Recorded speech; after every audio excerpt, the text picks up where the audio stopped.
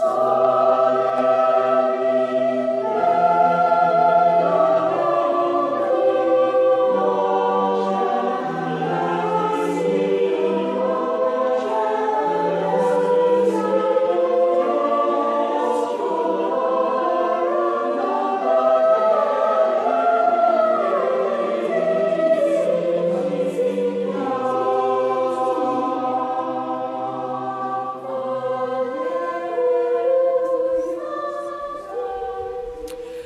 Lord be with you. A reading from the Holy Gospel according to Matthew.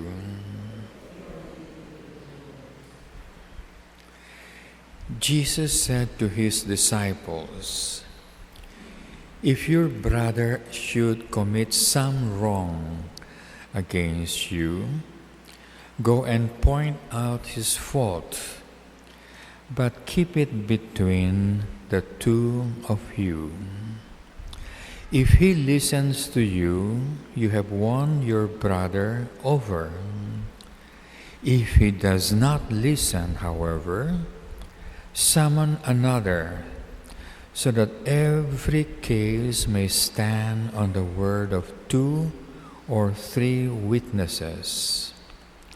If he ignores them, refer it to the church. If he ignores even the church, then treat him as you would a Gentile or a tax collector.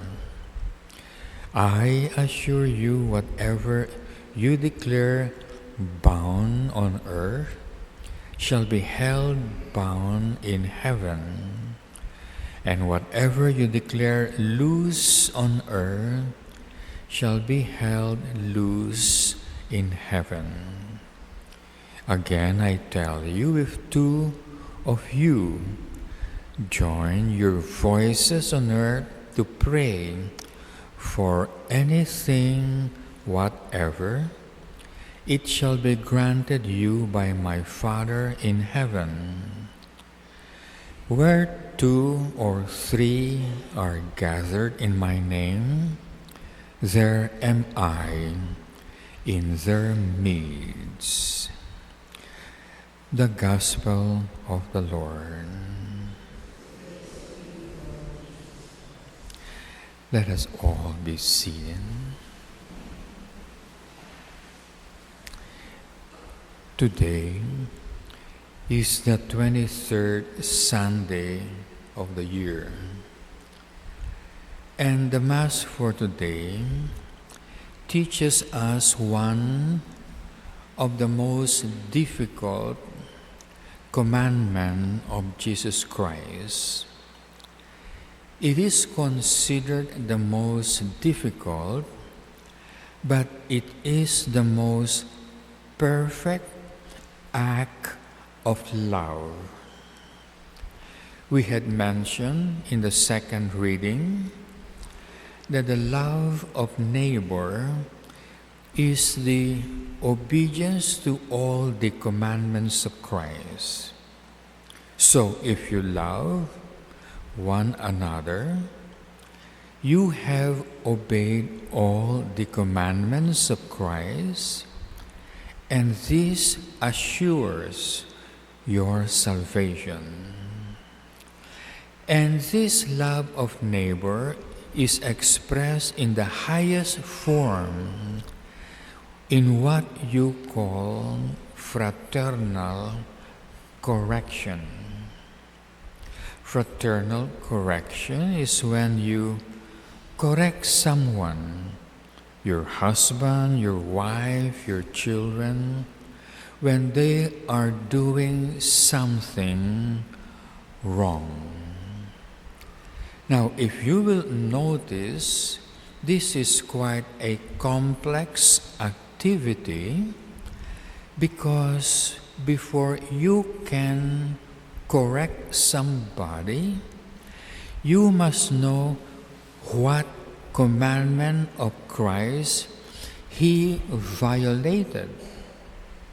So it means you must have a perfect knowledge of the commandments of Christ.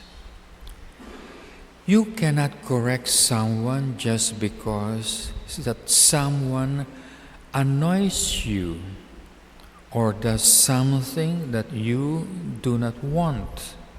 No. Correction should only be done if someone has disobeyed a commandment of Christ. And so when you correct that person, you show him what commandment of Christ he has disobeyed.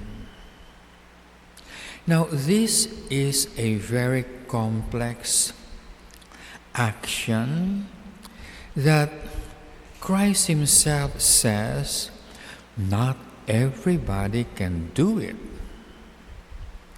In the first place, you are obliged to correct those around you, husband, wife, children, when they disobey a commandment of Christ.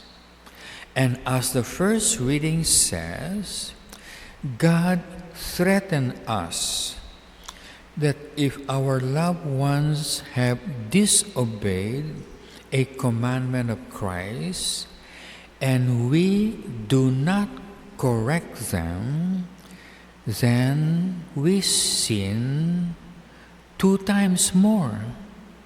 Not only one sin, but twice.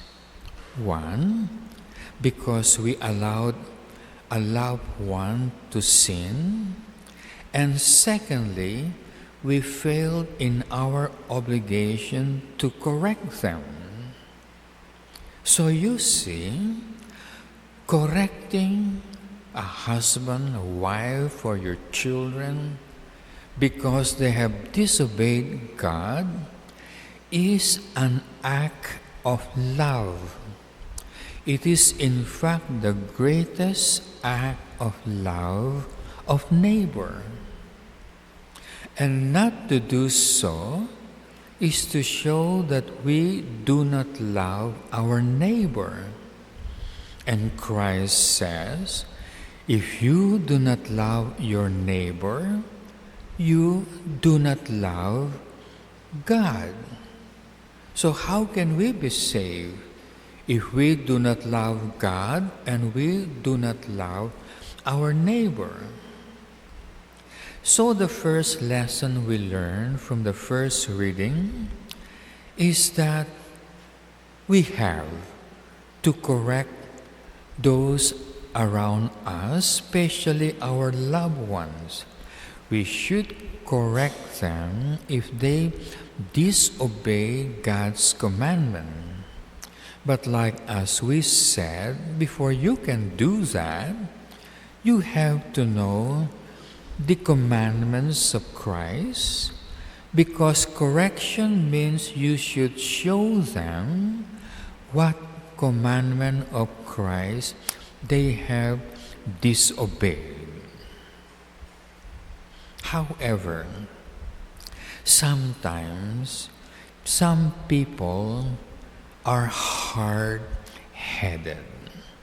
It's nearly impossible to correct them. When you correct them, they get angry at us.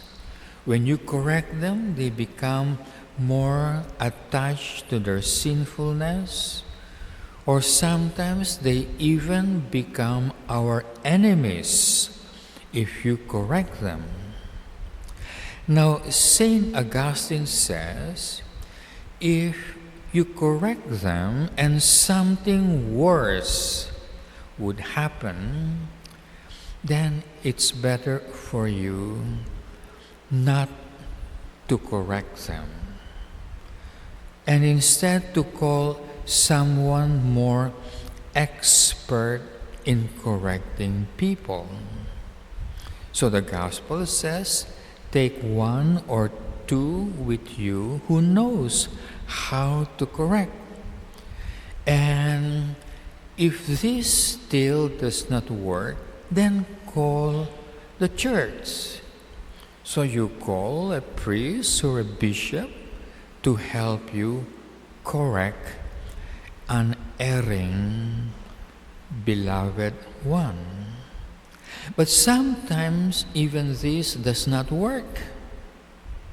And so what will you do when everything does not work? Well, the end of the gospel tells us, then 2 or 3 of you. So let's say you have a problem with your son. So 2 or 3 of you, maybe the husband, the wife, and 1 daughter, should join together and pray. So the words of the gospel is whenever 2 or 3 are gathered in my name, I will grant them whatever they ask. So notice what Christ says, whenever 2 or 3 are gathered in my name, whatever you ask, I will give it to you. Whatever. Now, what does it mean to gather in God's name? 2 or 3. It simply means that those 2 or 3 should be obeying all the commandments of Christ. That's what it means, gathered in my name. That the 2 or 3, again, are already obeying the commandments of Christ. So when 2 or 3 are gathered together, obeying the commandments of Christ, and they agree on what to ask God in prayer, like for instance, the conversion of a loved one who is hard-headed, God will surely give it to you, whatever problems you have. But it has to be 2 or 3, not 1. More, the better, but at least 2 or 3.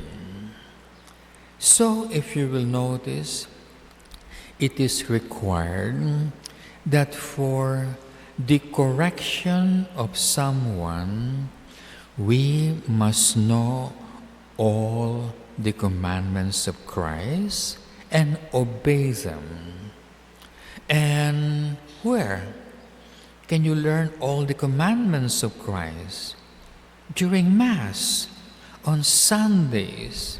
It's always enumerated in the Gospel. And of course, the Gospel has to be interpreted correctly by the so-called fathers of the Church, like St. Augustine, St. Bartholomew, St. Thomas of Aquinas, and so on. They must be corrected, interpreted correctly, but there is still one thing lacking.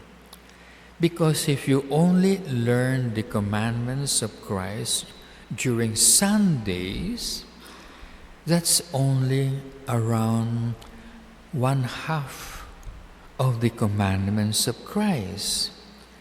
Because the other half are taught to you during the weekday Masses, Monday, Tuesday, and so on up to Saturday. That is why if you cannot hear Mass every day, at least know the Gospel readings of the weekdays. Learn them at home in the secrecy of your rooms so your knowledge of the commandments of Christ will be complete. In the name of the Father, and of the Son, and of the Holy Spirit, amen.